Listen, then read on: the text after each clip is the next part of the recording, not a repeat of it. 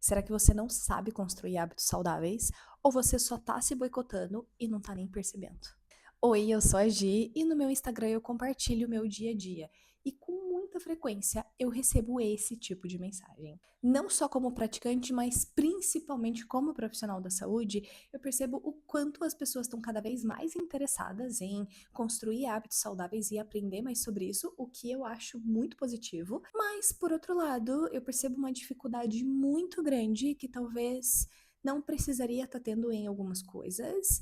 Fora as tentativas muito frustradas de quem já tentou uma série de coisas, mas não consegue sair do lugar ou não consegue manter aquele hábito. A primeira coisa que eu gostaria de fazer você pensar é: será que todas as vezes que você tentou construir esses hábitos saudáveis, você avaliou o momento de vida que você estava? Será que, para além de querer construir hábitos saudáveis, você estava tentando fazer isso de uma forma gentil com você? Será que você estava reconhecendo os limites que você tinha naquele momento? O que você de fato estava disposto ou disposta a bancar? Eu falo bancar porque quando a gente fala de construir qualquer coisa na vida, seja hábitos saudáveis, seja um novo hobby, seja um novo aprendizado, a gente precisa entender quais são os nossos limites e o que a gente consegue dar conta naquele momento. Eu quis gravar esse vídeo contando um pouquinho para vocês, até para desmistificar um pouco dessa ideia de como se constrói hábitos saudáveis, mas também com o objetivo de mostrar que eu não nasci numa família onde me proporcionaram isso e por isso acaba sendo menos difícil para mim. Na realidade, eu só fui descobrir o que eram hábitos saudáveis, que coisas me faziam bem. Quando eu realmente comecei a olhar para mim com mais gentileza, foi ali próximo dos 20, 21 anos. Então eu aprendi do zero como grande parte das pessoas. Você quer subir? Ó, quem chegou? Ah, você quer colinho hoje, é isso. Ah, então tá bom. A minha história com hábitos saudáveis começou em uma das piores fases da minha vida. Eu estava no último ano da faculdade, mais especificamente nos últimos meses, então eu tinha que lidar com TCC, estágio, aulas noturnas e ainda tinha que trabalhar para conseguir me sustentar ali na cidade que eu estava, para daí eu conseguir terminar a faculdade, porque eu não conseguia fazer uma coisa sem a outra. Em paralelo a todo esse furacão, eu estava digerindo o luto da perda do meu pai. Meu pai faleceu quando eu tinha 16 anos e eu levei muitos anos para enfrentar de fato esse luto. E assim como qualquer universitário, eu também era uma universitária dita. Quando você acha que não dá para piorar, eu ainda me percebi nessa fase da vida vivendo dentro de um relacionamento abusivo. Então, depois de muita psicoterapia e de entender tudo que estava rolando comigo, eu consegui sair desse relacionamento. Foi muito próximo ali de quando eu terminei a faculdade. E aí, nesse processo, é que eu fui ter tempo para entender tudo. E foi aí que entrou os hábitos saudáveis. Eu já entendia que eu estava num momento muito melancólico, numa tristeza muito profunda. Eu não me enquadrava numa situação de diagnóstico de transtorno depressivo, mas eu estava vivendo uma fase muito difícil, tendo que lidar com uma série de coisas. Mas eu era uma recém-formada, com pouquíssimo dinheiro, e eu precisava entender o que eu ia conseguir fazer naquele momento para melhorar a minha situação. Então, o que eu decidi fazer foi pegar todos os artigos e tudo que eu já tinha estudado de neurociência em todos os anos de faculdade, entendi qual que naquele momento eu estava disposta a bancar e que não ia me custar muito dinheiro para eu começar a cuidar mais de mim. Então eu mantive a psicoterapia, que era a única coisa mesmo que eu conseguia bancar financeiramente, e aí fica a primeira dica para vocês: façam psicoterapia. Gente, autopercepção e autoconhecimento é uma coisa que depois que você desenvolve, ninguém tira isso de você mais. Fora que, se você consegue se perceber com uma facilidade maior e você consegue entender quais são as coisas que mexem com você, quais são as coisas que fazem parte da tua vida, quais são suas fragilidades e seus limites, fica muito mais fácil você caminhar para a construção de qualquer coisa que você quiser. E em paralelo a isso, eu fui cuidar de duas coisinhas que eu sabia que eram muito prejudiciais à forma como eu estava fazendo e não ia me custar dinheiro. Aumentar o meu consumo de água diário e cuidar da hora que eu ia dormir e da hora que eu acordava. Eu quase não tomava água, mal é mal lembrava que isso era importante. Eu já tinha consciência de que num futuro não muito distante isso ia ser prejudicial, então eu sabia que era algo que eu precisava dar um jeito para ontem. E eu dormia super tarde, eu acordava super tarde, era uma grande bagunça, eu sentia que eu não tinha energia pra nada. E na teoria eu já sabia que tendo uma noite de sono boa, eu indo dormir mais cedo e acordar mais cedo, com certeza ia trazer aquela energia pra pensar, pra fazer coisas que eu queria ter, mas naquela época eu não conseguia. Então eu não comecei já no dia seguinte tomando 2 litros, 3 litros de água, indo dormir às 9 e acordando às 5 da manhã. Claro que não. Acho que esse é um primeiro ponto que a gente precisa urgentemente quebrar, é que as coisas elas acontecem rápido. Gente, nada na vida acontece rápido, nada na vida é fácil, principalmente quando a gente está falando de construção de hábitos. Então, o que eu fiz foi um processo que não foi uma evolução assim, foi uma evolução assim para os dois lados, inclusive para as outras coisas que eu vou contar para vocês também. Se você toma 500 ml de água hoje e você decide que você precisa aumentar o teu consumo, entenda que é humanamente impossível do dia para a noite você conseguir tomar 2,5 litros, 3 litros de água. Isso serve para qualquer coisa na vida. Então, o que eu comecei a fazer foi, primeiramente, lembrar de ser gentil comigo mesma e de respeitar o processo que eu estava começando naquele momento. Eu comecei a aumentar 2 copos de água por dia. Então, eu fiquei uma semana tomando 2 copos de água a mais do que geralmente eu tomava.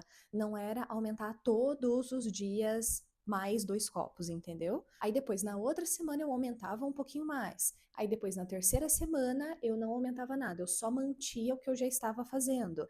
Experimenta fazer isso e depois você me conta se funcionou ou não para você. Não é porque para mim 2 semanas aumentando e uma semana mantendo funcionou, que significa que obrigatoriamente vai funcionar para você também. Pode ser que você precise de mais tempo mantendo para depois voltar a aumentar. E aí entra um outro ponto importante, uma coisa chamada individualidade. Cada pessoa funciona de um jeito. Por mais que o teu amigo, tua amiga, tua namorada, enfim, qualquer pessoa próxima de você tenha levado X tempo para fazer uma determinada coisa, que significa que se você também não conseguir fazer naquele tempo, que você está falhando. Não, você não está falhando, você só precisa de um tempo diferente, porque você é uma pessoa diferente. Esse hábito da água levou mais ou menos 3 meses para se tornar algo natural. Então eu fiquei nessa construção de 3 meses, onde tinha dia que eu acertava mais, tinha dia que eu errava mais, tinha dia que eu só fazia o mínimo, tinha dia que eu arrasava, mas foram 3 meses para se transformar em algo mais natural. E aí eu comecei até a sentir mais sede, mais necessidade, meu corpo já estava pedindo aquilo. Agora, o hábito de dormir mais cedo e acordar mais cedo foi uma coisa mais difícil. O que eu comecei a fazer primeiro foi colocar despertador todos os dias de manhã. Eu lembro que eu começava a trabalhar no período da tarde e ia até a noite. Eu não trabalhava no horário comercial nessa época. Então tinha dia que eu acordava 11 horas da manhã e eu sabia que isso não era uma coisa que me fazia bem. Então eu queria começar a acordar mais cedo. Mais uma vez, eu não decidi do dia para a noite acordar 7 horas da manhã. Entende que isso é muito distante? Para quem acordava às 11 da manhã, no outro dia querer acordar às 7 e querer manter isso como uma rotina, não ia funcionar, porque está muito distante do que eu vivia. Então o que eu fiz foi colocar despertador todos os dias, 9 horas da manhã, e aí eu acordava 9 horas da manhã, não importava o horário que eu tinha ido dormir no dia anterior.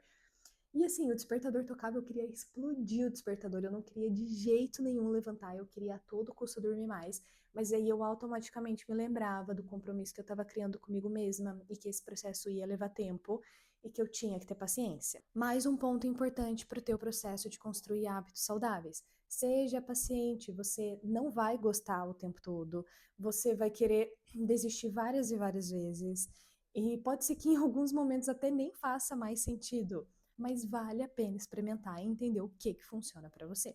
E em paralelo a isso, eu comecei a diminuir o meu tempo de tela antes de dormir, porque eu entendi que eu estava indo dormir mais tarde, porque eu deitava na cama, aí se passava 5 minutos e o sono não tinha vindo, eu automaticamente pegava o meu celular e ficava aqui, ó, no feed, achando que eu estava arrasando. Aí eu entendi que o que estava sendo prejudicial para o meu horário de sono era o consumo de telas quando eu já estava deitada na cama. Deitava na cama, eu não pegava mais o celular e tinha dias que eu passava 1 hora, 2 horas rolando na cama. Eu ficava olhando para o teto, aí eu pensava na vida, eu pensava, meu Deus, que saco, como é difícil isso. Será que eu preciso mesmo dormir mais cedo?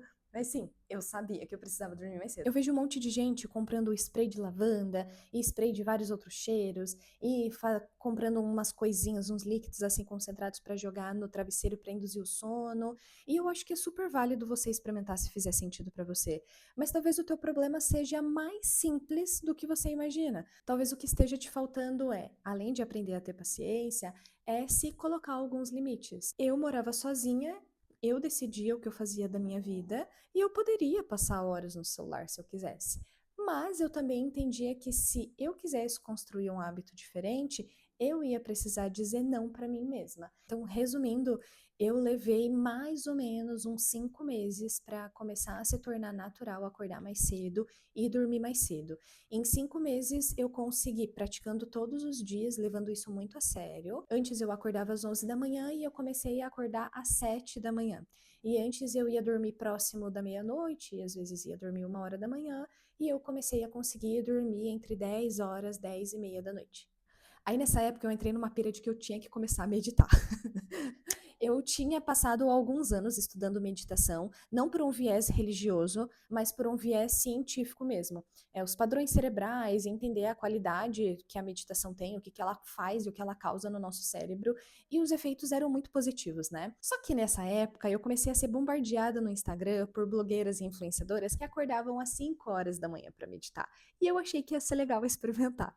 E até foi legal experimentar isso, mas eu também entendi que não funcionava para mim, porque aí eu já estava indo para um lugar de rigidez. Esse é um outro ponto que a gente também precisa tomar cuidado. Ao começar a construir hábitos saudáveis, vez ou outra a gente pode cair no excesso. É importante a gente lembrar que excesso de preocupação com a nossa saúde, bem-estar, qualidade de vida, muitas vezes é confundido com rigidez, com extremidades, o que não é saudável. E aí, mais uma vez, a gente volta para o lugar de fazer o que funciona para você e o que faz sentido para você. E aí, depois de mais ou menos um mês e meio, acordando 5 horas da manhã para meditar, eu entendi que isso não funcionava para mim, não fazia sentido, não cabia para minha realidade, para a rotina que eu tinha.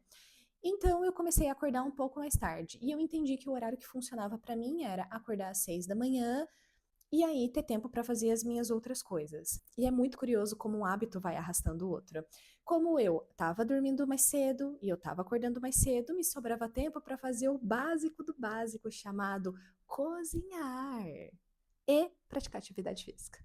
Eu encontrei uma academia, a mais barata que tinha e a mais próxima da minha casa naquela época, que era R$ 70 a mensalidade, eu podia ir todos os dias. Eu não sei se existe hoje algum lugar no Brasil que seja esse valor. E detalhe, eu podia ir todos os dias.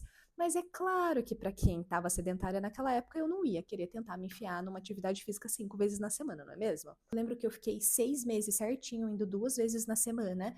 Eu ia não querendo, eu ia desanimada, eu ia super animada, eu ia querendo morrer, e tinha dia que eu pensava, meu Deus, por que que eu me coloquei nisso?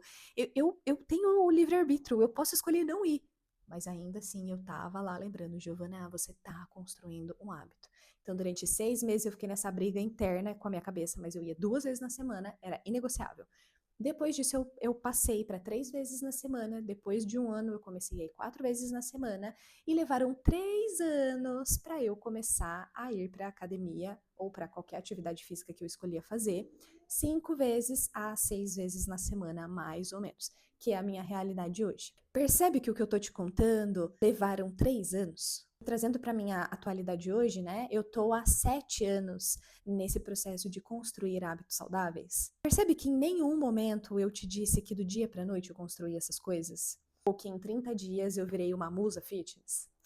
Eu tô há 7 anos e eu ainda não sou musa fitness, tá? A realidade é essa. A realidade não funciona como as nossas blogueiras e influencers de mais de 1 milhão de seguidores contam pra gente.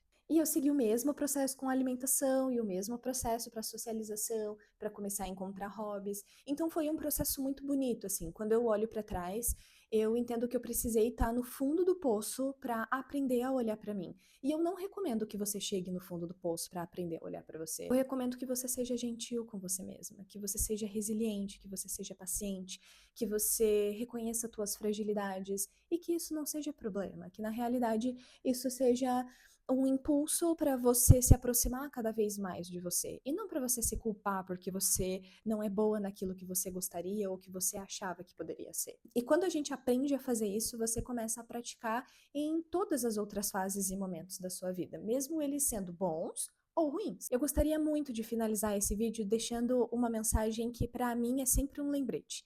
Existe uma coisa chamada tua parte, e ninguém pode fazer por você. Então eu torço mesmo de todo o coração que você se dedique para se tratar com mais gentileza e construir suas micro coisinhas e suas grandes coisonas que vão te trazer bem-estar e que vão te trazer saúde física, psicológica. E se você ainda não está inscrito no canal, eu vou pedir para você se inscrever. Eu estou construindo isso do zero, então eu estou aprendendo como é que é esse mundo do YouTube. Então, se você curte esse vídeo, dá um likezinho positivo e se inscreve, você já me ajuda um monte. Para quem quer acompanhar um pouquinho mais no meu dia a dia e ver um pouco mais com frequência o que eu faço, o que eu vivo, eu deixei o link do meu Instagram aqui na descrição do vídeo, mas para quem quiser, eu tô colocando aqui na tela também o meu perfil, é só você me procurar lá. A gente se vê em breve. Um beijo!